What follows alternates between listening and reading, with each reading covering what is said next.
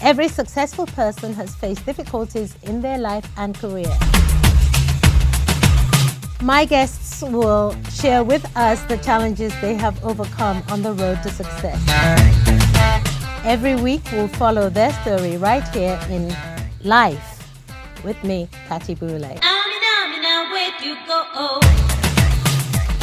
Hello and welcome to Life with me, Patti Boulaye.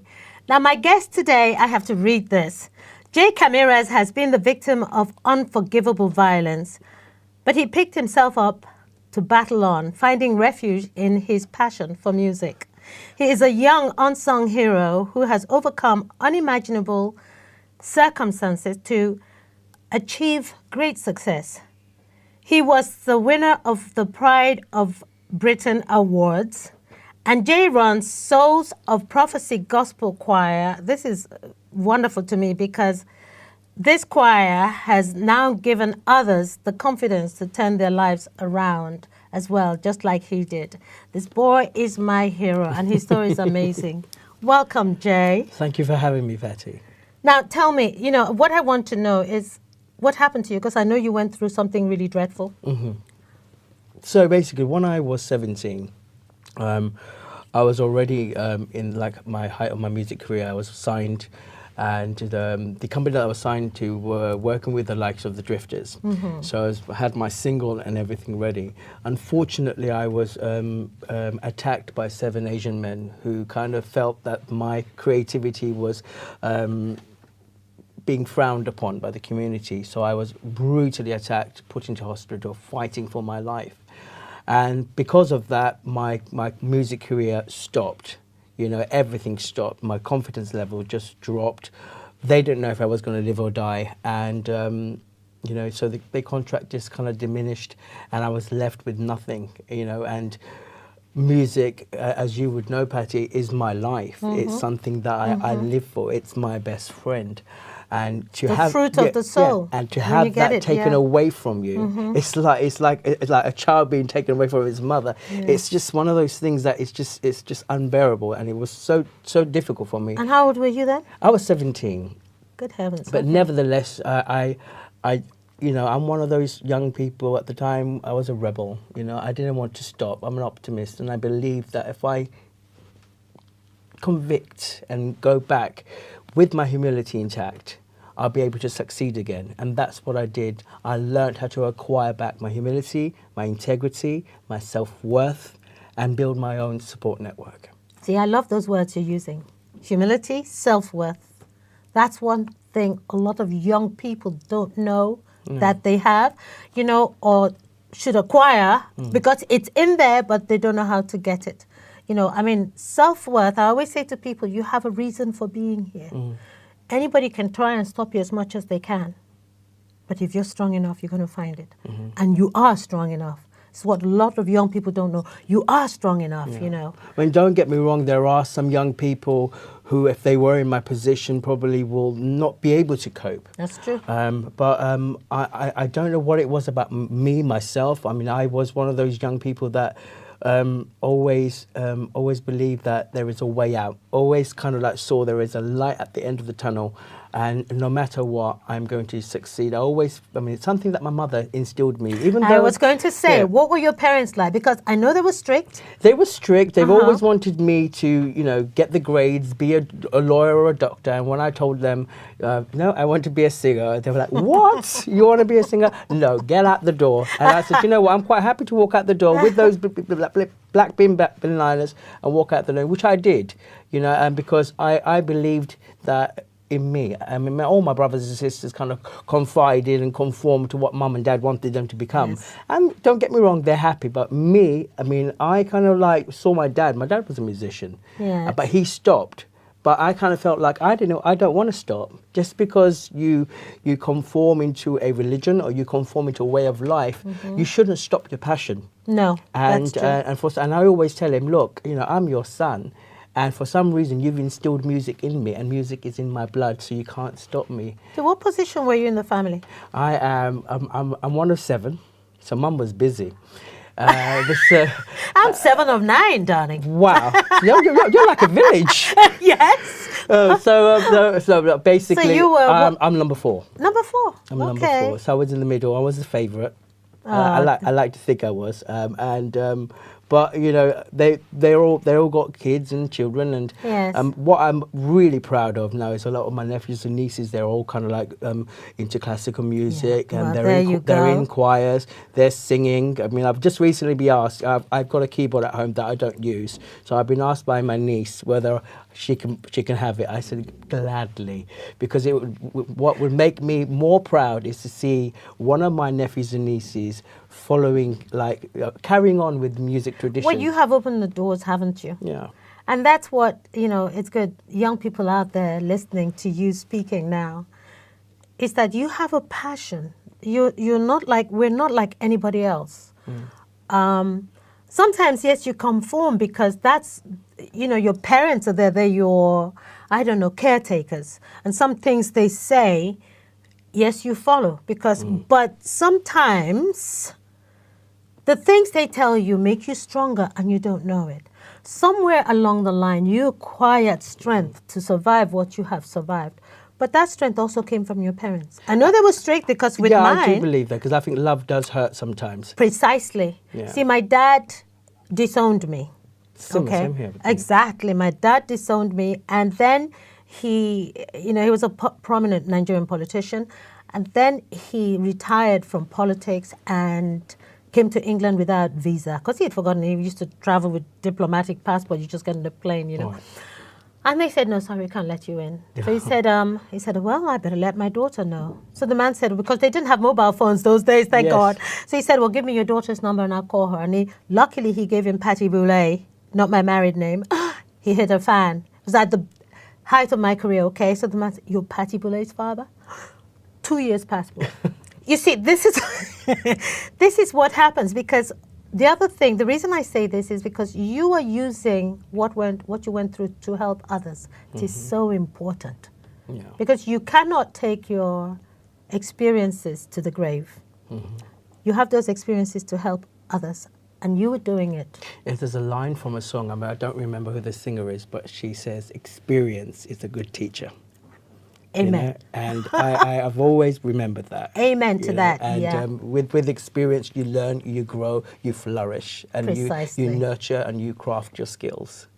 And I believe that's what I did. And now that's why I'm here and I'm talking to your beautiful self. Tell me about your fashion. Tell me about my fashion is quirky. My fashion is bold. I make a statement. It took me a while to come to this kind of like, I've got my ego, how would I put it? I've got basically a name that I gave to myself called Mr. Fabulous. I love that. And people call me Mr. Fabulous. Fabulous, yes. And with music, I decided that, you know, you've got to have some kind of like visual presence. So fashion is so important. Yes. And I made friends with some amazing people, and they started to dress me, and that's how I realized that as well as having a great voice, you've got to be able to look good. Look good. You've got your own fashion line. Oh, you're planning your own fashion line, aren't you? I do indeed. I've just started a fashion line called Beau Apparel, and we will be launching in Stowers in Savile Row, which is it's actually a men's tailor. Okay. However, they want to shake up Savile Row, and they want men's tailor. Can they tailor some things for me? Well, do you know what? They will, because we're bringing in ladies' fashion. I'm in there. Yep. I'm and a little birdie tells me that you are trying to bring out your own little fashion range as well. Well, yes, so. I've always designed what I wear. You know, Patty, me and you can talk. Exactly. You know, so London Fashion Week, here we come.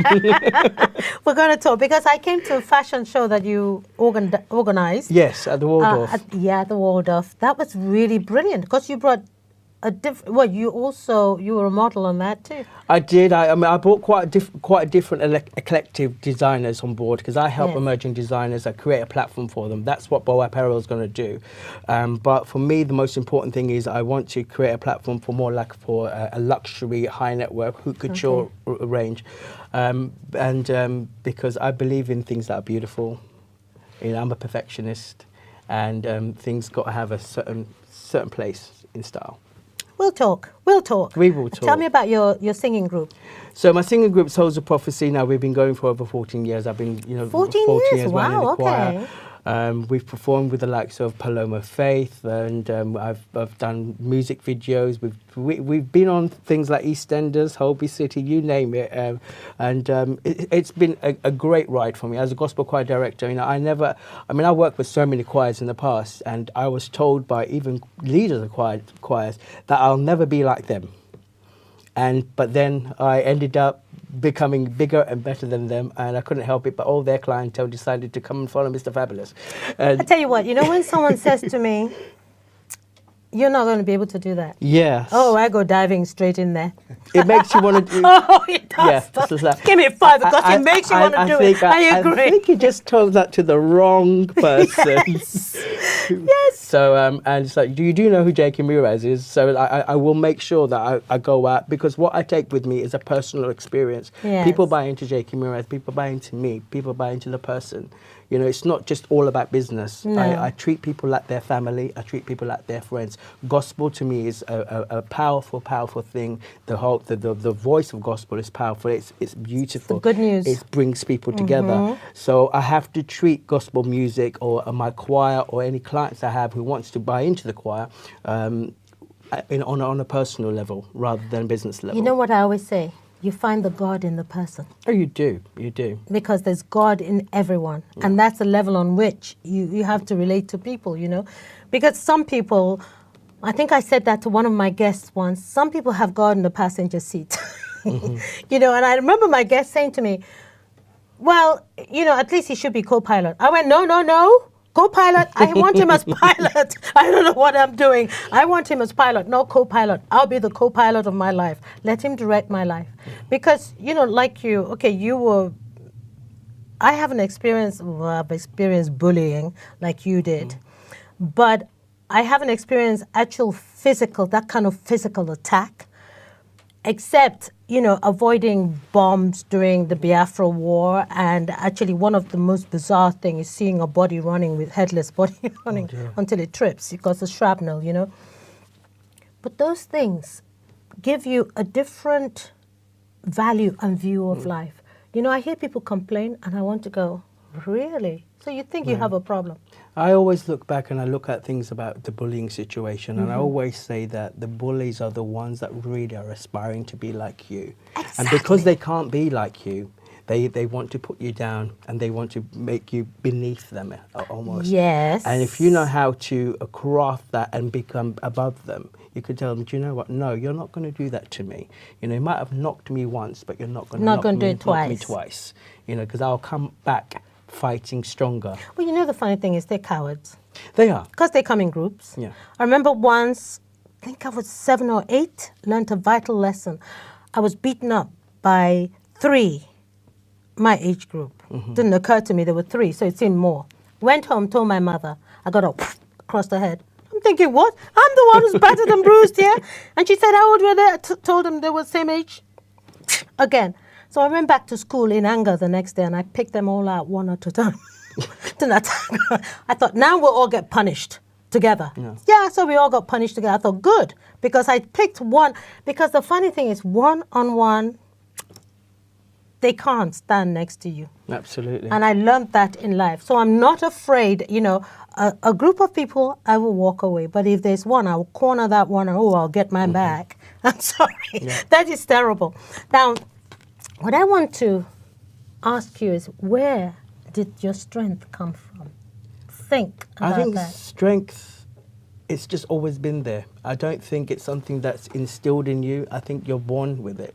Some people have it, some people don't. I've always been born, my mother always said, it's like, you fall down, you don't cry. You get up and you brush yourself off. People have hurt you. Loads of people have hurt me in the past. I've been let down by a lot of people, but for some reason, I brush it off, and then and I carry on. And I think it's to do with perseverance. I always persevere, and I don't let anything hurt me. There's a saying that I've always carried with me is motivation brings conviction and conviction brings movement. In life, you have to motivate yourself. You have to be strong in order to succeed. And by succeeding, you convict in what you want to do, and that becomes a success. My goodness. Okay, I'll tell you something. While you're saying that, I'm thinking your thought process is very, very strong. Yeah. Okay, because you've already planted the seed in your head. So you know that you will go for what you want and nothing can hold it down. And anything that tries to hold it down will only make it stronger. What I tell a lot of young people is, and I hope I can be a role model to help inspire young people, is it's really important to have a good support network. You don't have to have 1,000 friends. I know social media wants us to have loads of followers and what have you not, but that's all superficial. It is. You know, but really what you need is a small group of friends that you can always confide in, that can always push you, that can always encourage you. They'll tell you the truth. And tell you the truth. And you need that. And if you can find that, 1 or 2 people, you know, that helps you a lot. And a lot of young people don't have that because they aspire to be something that they cannot be. Yes. But I always say, find those true values in some real friends that will tell you how it's like. And that is going to be very helpful for you. I mean, with me, I mean, that's always been very helpful for me. I went on to becoming a judge with the BBC, and I never ever thought I would be. You know, I nearly give... Tell us about what you're judge on. So basically, I was a judge on a BBC show called All Together Now. All Together Now, okay. It's coming back for a second series. Oh, nice. And I've been asked back, so, which is Excellent. fantastic. But I nearly actually said no first. And going back to talking about the support network, if I didn't have my support network, they're the ones that said, no, go for it. Because I kind of gave up on choirs after 12 years. Then I moved on to fashion. And I didn't think I could marry the two together. Of course you can. But I did. And All Together Now actually helped me marry the two together, where I could be fashionable, be a fashionista, also be a judge and be able to give critique to people, to young singers that are performers that are coming onto stage, and be recognised as as somebody that's worked hard to do what I do in my craft in music, and here I am. So do you give lots of talks? Do you go on motivational? I do a lot of motivational talks. Like I said, I help young brands in fashion, even in music. Anywhere that there is an opportunity to give back anything that's creative, I'm there. You know, because I believe that if you can help people but give them honest, constructive advice, rather than fill their heads with things that's not going to happen, we have to be real in this world. We have to be real. Yeah, it's cutthroat. It's cutthroat. You know, you said 2 good words there. You have to be real, and you have to know what reality, the real reality is, okay? Because I always say this to some of my guests, that what shocks me is, as celebrities, we go to premieres and we dress and, in outrageous things so we can get the photo, right? And then you go home and you change into your jeans, right? Now, some of these girls see these celebrities wearing outrageous things, okay, really, exposing everything, literally, and they wear this on a dark road. And on top of it, they're drunk. I don't understand that. I cannot, I say to them, no. You have to know that those celebrities only wear that for those occasions, and they're safe. They arrive in a limousine, and they're bodyguards, and they're safe in that environment. But they're not going to wear it dark unless they're stupid. They're not going to wear it, on a dark park and drunk. That's right. I tell you, it's so wonderful to talk to you, because I could talk to you for an hour. The other thing I wanted to say is, you actually touched on social media. Yes. That's the nemesis of young people now. It is, okay? Indeed. And I always say to them, hit the delete button. That's my best friend, the delete button. And you don't have to have that many friends. Social media can do one of 2 things. It can build you, or it can completely, utterly destroy you. I mean, I've been a victim of things like body shaming, trolls, saying a lot of hurtful things. Myself and my partner David, we did a big commercial for Hungry House, and we got a lot of stick for doing that. At the same time, the commercial became a huge, massive success. Excellent. But then what I really want to do is, thankfully, just just only recently I done a body confidence campaign for an underwear range called Surge, and that's become such a such a big media hit, because what we're trying to show everybody is like all that body shaming and all social media stuff ain't gonna work, because we are going to be comfortable in our skin, in our body. Tell me, do you believe in God? I do. Well, he's got his sights on you, honey. Thank you. And God bless you, because, you have really shared so much for young people today, and I'm so grateful and really proud to know you. And we will continue knowing each other and being friends, yeah? What was amazing when we met, we just connected. We did. It was just mental. So. It was meant to be. God does this, He works in mysterious ways. Thank you so much, Jay. Thank you. And for you young people out there, I have a thought for you for today. A friend of mine, Dale Brown, who is a coach of Louisiana, basketball team in America, sent me these words. Our troubles and mistakes are often the tools by which God fashions us for better things. So, like Jay said, never give up. Never, ever give up. We'll see you next time.